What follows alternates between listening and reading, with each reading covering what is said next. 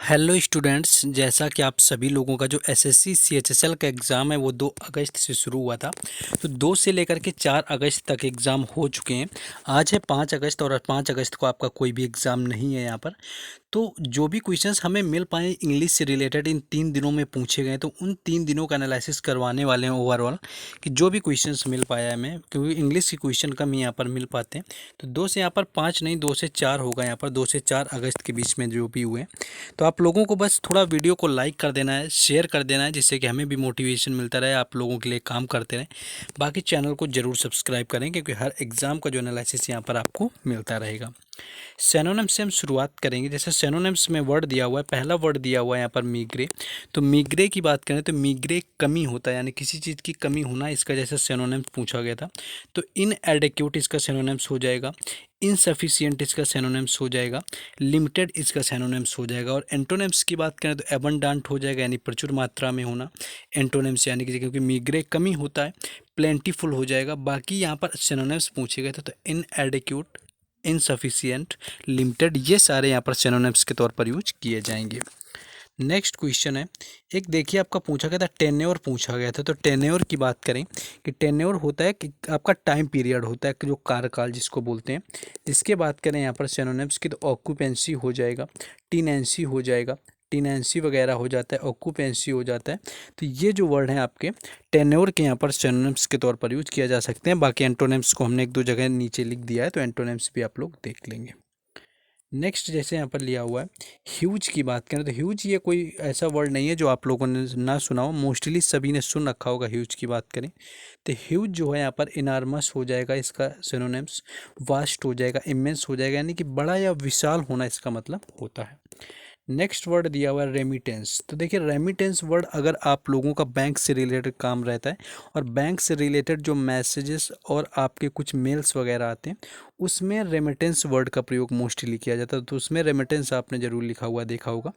इसका मतलब प्रेषण होता है, जिसकी अगर सिनोनिम्स की बात करें तो पेमेंट आपका हो जाएगा, सेटलमेंट आपका हो जाएगा, मनी हो जाएगा। तो यही 3 जो है यहाँ पर सिनोनिम्स के तौर पर यूज किए जाते हैं, जो कि रेमिटेंस के सिनोनिम हो जाएंगे। नेक्स्ट आगे देखेंगे क्वेश्चन रेमिटेंस के बाद में। रेमिटेंस के बाद में क्वेश्चन आपका सेम्सुअस पूछा गया था। सेम्सुअस जो होता है आपका कामुक होना, यानी कि आपका एक तरह से समझ सकते हैं सेक्सुअल होना, तो ये आपका सेम्सुअस होता है। तो यहाँ बात करें इसके वर्ड की, तो एक वर्ड इसका जो सिनोनिम्स के तौर पर एस्थेटिक यूज किया जा सकता है, सौंदर्य से संबंधित है।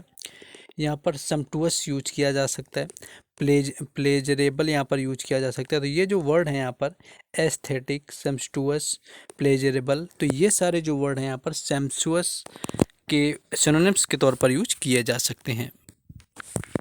जैसा कि सभी को पता है एसएससी एमटी आपका जो एग्ज़ाम होता है, उनके अंदर प्रीवियस ईयर जो एग्ज़ाम होते हैं उनका काफ़ी रोल रहता है प्रीवियस ईयर क्वेश्चंस का। तो सभी के लिए जिन लोगों ने अभी तक ये पीडीएफ नहीं परचेज़ की है, तो 2023 में आपके जितने भी एग्ज़ाम हुए, जैसे आपका एसएससी एमटीएस 2022 वाला हुआ, एसएससी सीएचएसएल 2022 का हुआ है, बाकी एसएससी सीजीएल आपका 2023 वाला हुआ है।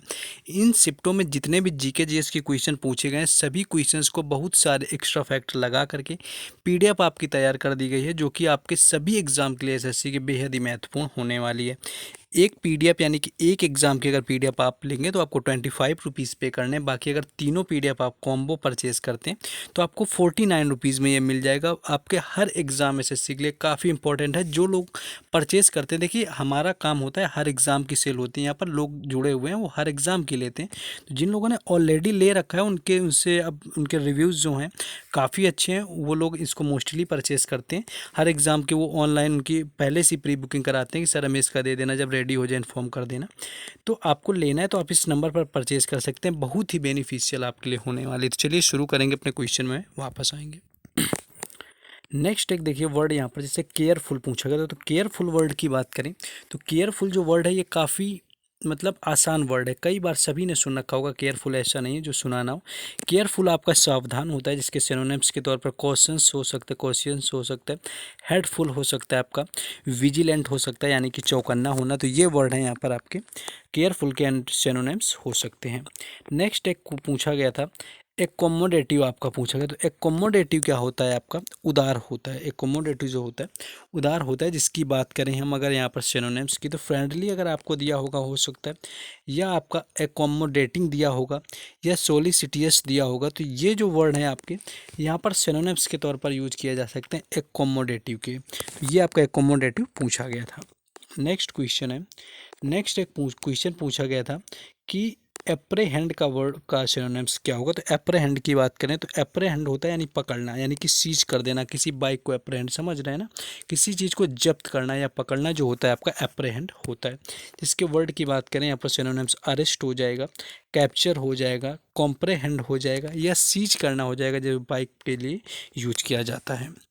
नेक्स्ट आगे क्वेश्चन देखेंगे। नेक्स्ट है यहाँ पर कमोफ्लेज दिया हुआ है। तो कमोफ्लेज की बात करें तो ये होता है छलावरण होना, यानी कि धोखा होना।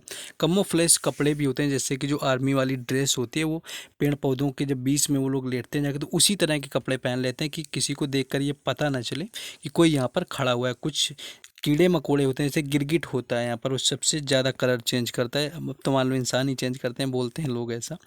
तो यहाँ पर जो है, यहाँ पर कमोफ्लेज जो होता है आपका, उसी माहौल में ढल जाना जिस माहौल में होते हैं, या बहरूपिया या छलावरण करना। तो इसके सिनोनिम्स के तौर पर डिस्गाइस यूज हो सकता है, कंसीलमेंट या कॉन्सियलमेंट हो सकता है, कॉन्सियल हो सकता है यानी छुपाना। तो ये सारे वर्ड यहाँ पर सिनोनिम्स के तौर पर यूज हो सकते हैं। बाकी इन क्वेश्चंस का अगर आप पीडीएफ चाहते हैं तो आपको टेलीग्राम चैनल और व्हाट्सएप ग्रुप दोनों का लिंक डिस्क्रिप्शन में दे दिया गया है, तो वहाँ से जुड़ जाएँ, आपको वहाँ पर प्रोवाइड कर दी जाएगी। बाकी चैनल को अगर सब्सक्राइब ना किया हो तो कर लें, बाकी लाइक शेयर वीडियो को तो ज़रूर करना है भाई सभी को। क्वेश्चन है कि यहाँ पर आपको दिया डिफंक्ट दिया हुआ था। डिफंक्ट आपका क्या होता है, मृत होता है। जो इसकी बात करें तो यहाँ पर एक तरह से कोई चीज़ यूज हो जाए, यानी कि ख़त्म हो जाती बिल्कुल। तो इसकी बात करें तो यहाँ पर जैसे बात करें तो वर्ड जो इसके हो जाएंगे सिनोनिम्स में, अनयूज्ड हो सकता है आपका, डिसयूज्ड हो सकता है, इनऑपरेटिव हो सकता है, इनऑपरेटिव। तो ये चीज़ मतलब यूज में ना लाई गई, एक तरह से बिल्कुल एकदम इनएक्टिव कंडीशन में रही हो, जिसको यूज ही ना किया गया हो। तो ये आपका होता है जो कि आपका पूछा गया था। तो ये कुछ वर्ड थे जो कि सिनोनिम्स के मिले हुए थे। ज़्यादा देखिए क्वेश्चन यहाँ पर सिनोनिम्स वगैरह ज़्यादा मिल नहीं पाते, लोग याद नहीं कर पाते हैं। क्वेश्चन यहाँ पर आप एंटोनिम्स देखेंगे कौन से पूछे गए थे। तो अगर एंटोनिम्स की बात करें, एंटोनिम्स में एक फंडामेंटल पूछा गया था। तो फंडामेंटल की बात करें, फंडामेंटल बेसिक होता है। जिसके वर्ड की बात करें यहाँ पर एंटोनिम क्या होगा, तो सेकेंडरी हो जाएगा, यानी कि प्राथमिक ना होकर द्वितीयक हो जाए, ट्रिवियल हो जाएगा, अननेसेसरी हो जाएगा, अनावश्यक हो जाएगा। बाकी इसके सिनोनिम्स की बात करें तो एलिमेंटल हो जाएगा, इसेंशियल हो जाएगा, रूडिमेंट्री हो जाएगा। तो ये सारे यहाँ पर हो सकते हैं। प्लेजर वर्ड देखिए बिल्कुल आसान है, सभी ने पढ़ रखा होगा। प्लेजर वर्ड की बात करें तो प्लेजर आपका क्या होता है, प्लेजर आपका आनंद होता है। इसके यहाँ पर एंटोनिम्स की बात करें तो दुख हो जाएगा, सोरो हो जाएगा, पेन हो जाएगा, डिप्रेस्ड हो जाएगा। तो ये सारे जो वर्ड यहाँ पर हो जाएंगे। नेक्स्ट है काम जो दिया हुआ था। तो काम जो वर्ड है ये भी यहाँ पर आपका नॉर्मल यानी कि सिंपल सा वर्ड है। काम की बात करें तो इसके एंटोनिम्स के तौर पर देखेंगे तो विंडी यूज हो सकता है, स्ट्रॉमी यूज हो सकता है, एंजाइटी यूज हो सकता है, यानी चिंता वगैरह यूज हो सकती है। बाकी सिनोनिम्स की बात करें तो ट्रैंक्विल हो जाएगा, शांति होना, पीसफुल, शांतिपूर्ण, ठीक है। तो इस तरह से वर्ड हो जाएंगे। स्कार्सिटी की बात करें तो स्कार्सिटी क्या होता है, कमी होना, यानी कि इनसफिशियंट होना, कमी हो जाना किसी चीज़ के, मीग्रे आप समझ सकते हैं। जिसके यहाँ पर एंटोनिम की बात करें तो एबंडांस हो जाएगा, यानी कि प्रचुर मात्रा में चीज़ का होना। एक्सेस हो जाएगा, एक्सेस मतलब अधिकता होना किसी की। सरप्लस हो जाएगा, यानी कि बचत होना, ज़रूरत से ज़्यादा होना, तभी आपकी बचत होगी तो उसी को सरप्लस बोला जाएगा। नेक्स्ट क्वेश्चन स्कार्सिटी हो गया। अब आते हैं नेक्स्ट आगे, कोपियस दिया हुआ है। तो कोपियस जो होता है आपका, कॉपियस क्या होता है, प्रचुर मात्रा में होना, एबंडांट होना, सफिशियंट होना, है ना। तो ये जो वर्ड है यहाँ पर हो जाएगा सफिशियंट होना। तो कॉपियस की बात करें तो प्रचुर हो जाता है। जिसकी अगर हम बात करें यहाँ पर सॉरी एंटोनिम की, तो स्पार्स हो जाएगा, कमी होना, स्कार्स भी हो जाएगा, मीग्रे भी आपका हो सकता है, एबंडांट इन सप्लाई, यानी कि सप्लाई में आपका कमी हो जाना। तो ये आपका कॉपियस प्रचुर होता है, जिसके एंटोनिम्स में आपका कमी हो जाना है, समझ सकते हैं। नेक्स्ट आगे देखेंगे क्वेश्चन। नेक्स्ट आपका एब्रोगेट के यहाँ पर पूछे गए थे कि एंटोनिम्स क्या होगा। तो एब्रोगेट की बात करें तो इंस्टीट्यूट हो जाता है आपका, इंट्रोड्यूस हो जाता है, यानी कि यहाँ पर क्या होता है कि अभिनिषेध करना, यानी किसी को इंट्रोड्यूस ना कराना आपका। नेक्स्ट क्वेश्चन है एडेक्यूट आपका दिया हुआ है। देखिए वर्ड कई बार का आया हुआ है, रिपीटेड है। एडेक्यूट क्या होता है, सफिशियंट होना, पर्याप्त होना। तो इसका देखिए एंटोनिम यहाँ पर पूछा गया, तो एंटोनिम्स इसका क्या हो जाएगा, इनसफिशियंट हो जाएगा, इनएडेक्यूट हो जाएगा, अनइक्वल टू हो जाएगा। तो ये सारे जो वर्ड हैं एडेक्यूट के यहाँ पर एंटोनिम्स के तौर पर यूज किए जाएंगे।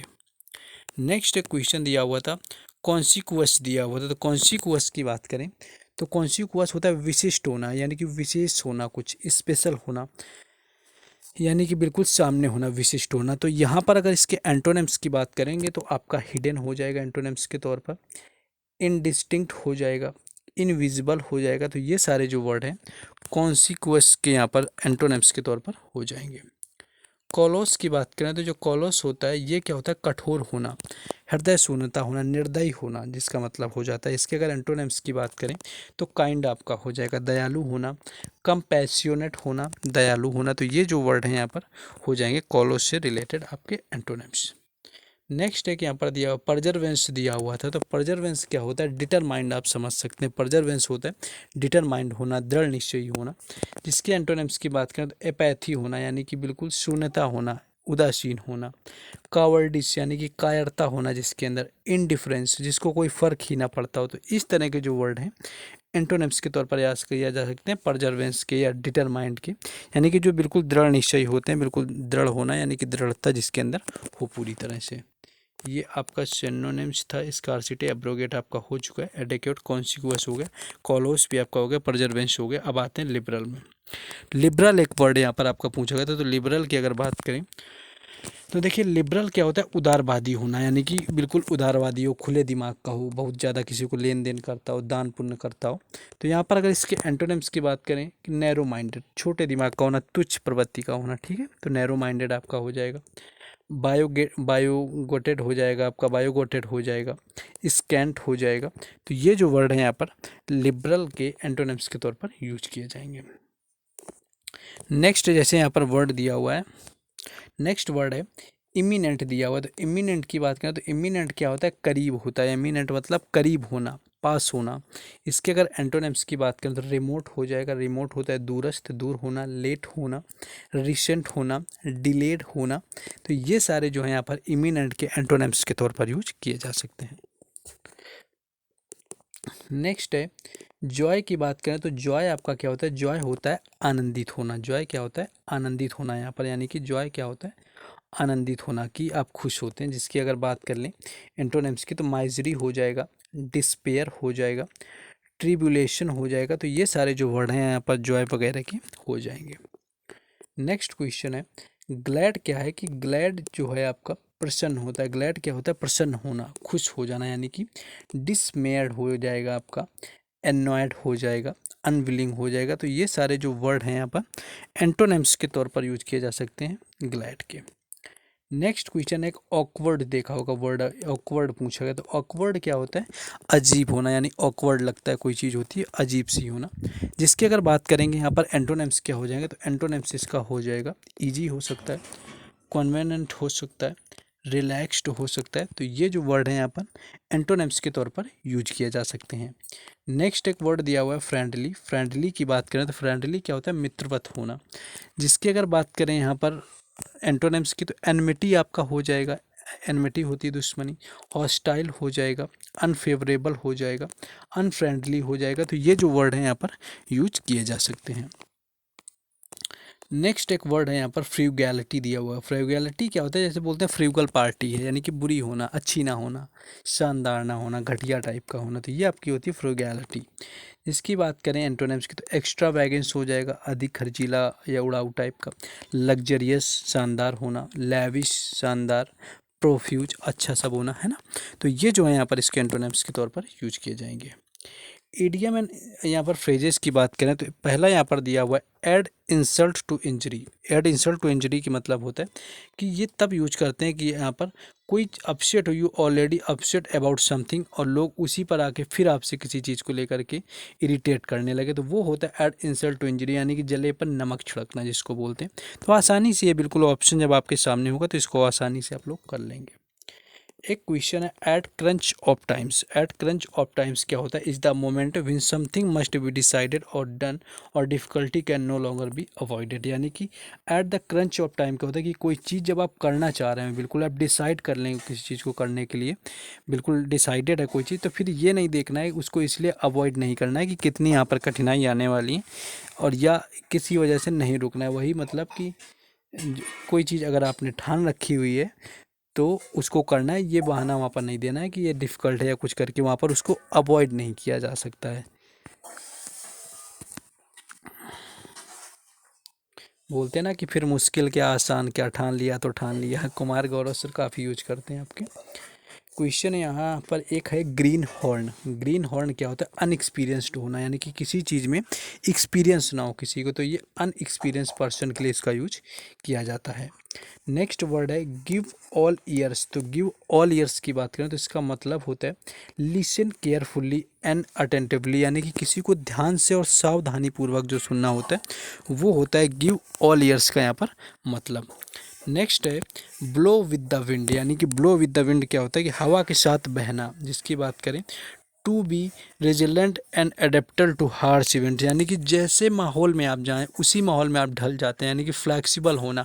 To flow with the wind, यानी कि जैसी हवा चली वैसे ही बहते रहो, बिल्कुल to flow with the wind यहाँ पर हो जाएगा। तो इस तरह से जो वर्ड है आपका हो जाएगा।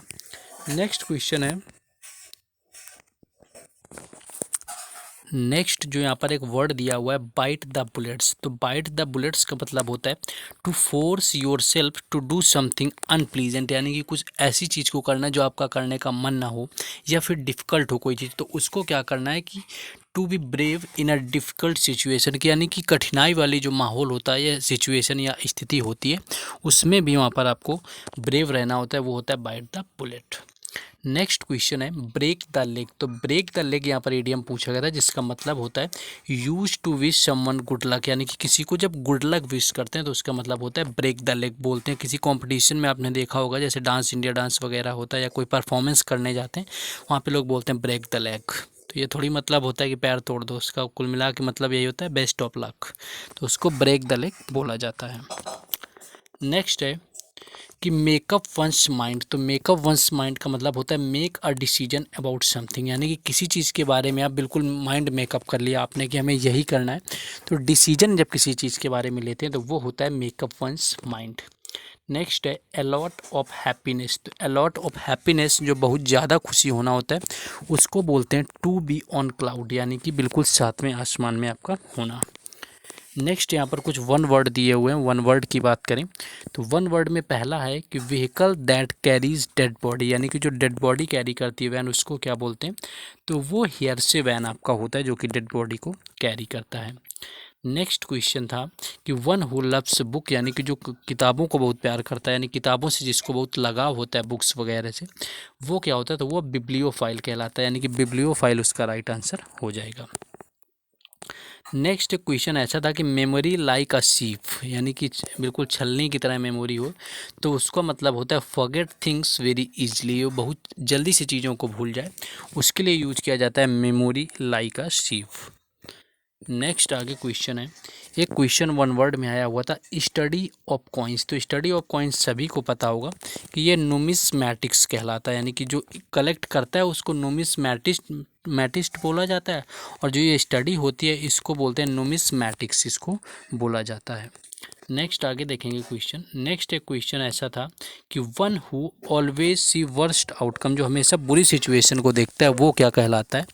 तो वो कहलाता है पेसिमिस्टिक। देखिए अब उस तरह से नहीं पूछा जाता है डार्क साइड या ब्राइट साइड, इस तरह से नहीं पूछा जाता है। ऑप्टिमिस्टिक और पेसिमिस्ट जो होता है इनको पूछने के तरीके बदल गए हैं, बस थोड़ी सी लैंग्वेज चेंज कर दी, तो ये चीज़ें यहाँ पर याद रखनी। स्पेलिंग एरर की अगर बात करेंगे तो देखिए एक ज्वेलरी के स्पेलिंग एरर पूछा गया था, प्रोफेशनल का एक पूछा गया था, गवर्नमेंट का पूछा गया था, और प्रोनाउंसिएशन का पूछा गया था। ज़्यादा कोई भी डिफ़िकल्ट नहीं था, भले ज्वेलरी की किसी लोगों को प्रॉब्लम आई हो ज्वेलरी वगैरह वाले में कि यहाँ पर क्या होगा राइट, लेकिन बाकी देखो प्रोफेशनल भी आसान था, कई जगह लिखा हुआ मिलता है, और गवर्नमेंट तो मोस्टली कई जगह सभी ने देख रखा होगा कि गवर्नमेंट वाला जो लिखा होता है। बाकी प्रोनाउंसिएशन भी अगर आप लोगों ने पढ़ा होगा तो प्रोनाउंसिएशन भी आसान था। बाकी इप पर बेस्ड क्वेश्चन थे। बाकी देखिए आपका वॉइस पूछा जा रहा है, आपको याद रखना है कि आपको एक्टिव और पैसिव वॉइस जरूर पढ़ लेने हैं। डायरेक्ट इनडायरेक्ट भी आता है। PQRS 2 से 3 आते हैं, तो PQRS यानी कि पैरा जंबल भी पढ़ लेना है। बाकी क्लोज टेस्ट वगैरह भी पढ़ लेना है। तो यहाँ पर पेपर ओवरऑल ज़्यादा डिफ़िकल्ट नहीं आ रहा है, ये सभी को याद रखना है। बाकी हमारा तो प्रयास रहता ही है कि आपको एग्ज़ाम से पूरी तरह रूबरू करवाएं कि कैसा आपका एग्ज़ाम आ रहा है, क्या आपको एग्ज़ाम आ रहा है। बाकी इन क्वेश्चंस की PDF जिनको भी चाहिए वो टेलीग्राम चैनल और व्हाट्सएप ग्रुप पर जुड़ जाएं, जिसका लिंक आपको डिस्क्रिप्शन में दे दिया गया है। बाकी अगर सब्सक्राइब ना किया हो चैनल को तो वो आप लोगों को ज़रूर करना है, और लाइक और शेयर भी करना ना भूलें।